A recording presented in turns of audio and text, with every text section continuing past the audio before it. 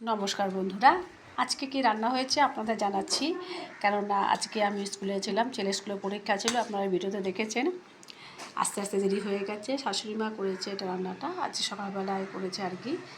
তো এখন দুপুরবেলা কী খাওয়া দাওয়া হবে সেটাই বলছি। ডিমের ঝোল রয়েছে, লাল লাল ডিম কষা। আজকে ডিম হয়েছে কেননা ফ্রিজে আজকে মাছ ছিল না। তারপরে তো আমাদের একাদশী আছে, তারপরে কালকে শনিবারের উপোস আছে, ওই জন্য মাছ আনলে আবার থাকবে, ওই জন্য সোমবার পর্যন্ত নিরামিষ চলবে, মঙ্গলবার পর্যন্ত নিরামিষ চলবে একবারে। তো যাই হোক, ডিমের ঝোল হয়েছে এখানটায়। এখানে আছে পাঁচমিশাল একটা সবজি, আর এখানে হচ্ছে মুসুরির ডাল। আমার ছোটো ছেলের আবার ডাল না হলে চলে না, এই ব্যাপার। এই হচ্ছে আজ রান্না। ভাত তো হয়েই গিয়েছে।